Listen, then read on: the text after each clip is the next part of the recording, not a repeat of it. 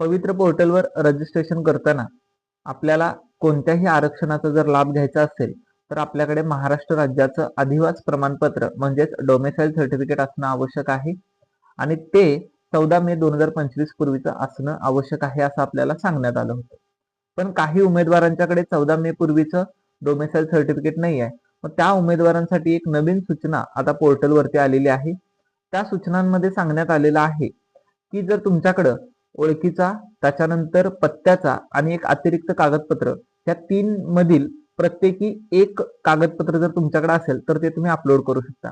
आता ओळखीच्या पुराव्यामध्ये तुम्ही काय काय अपलोड करू शकता तर तुमचं आधार कार्ड असेल, पॅन कार्ड असेल, मतदान कार्ड असेल किंवा ड्रायव्हिंग लायसन्स असेल. या चारीपैकी एक तुम्ही ओळखीच्या पुराव्यामध्ये टाकू शकता. त्याच्यानंतर पत्त्याचा पुरावा आहे. पत्त्याच्या पुराव्यामध्ये जर तुमच्याकडं फोन बिल असेल, लाईट बिल असेल किंवा रेशन कार्ड असेल किंवा अन्य कोणताही पत्त्याचा पुरावा असेल, जसं की बँक अकाउंटचं पेज असतं पहिलं पेज, त्याच्यावरती देखील पत्ता असतो. यापैकी एक तुम्ही पत्त्याच्या पुराव्यामध्ये टाकू शकता.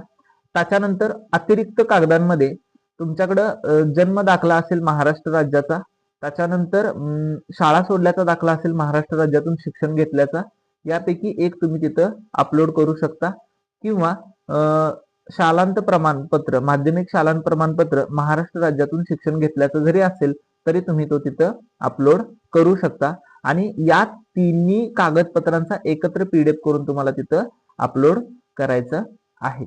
आणि जेव्हा तुम्हाला कागदपत्र पडताळणीसाठी बोलवलं जाईल म्हणजे डॉक्युमेंट व्हेरिफिकेशनसाठी बोलवलं जाईल तेव्हा तुमच्याकडे मात्र डोमेसाईल सर्टिफिकेट महाराष्ट्र राज्याचं असायला पाहिजे. या पद्धतीनं ज्यांच्याकडे डोमेसाईल नाही आहे त्यांच्यासाठी ही आनंदाची बातमी.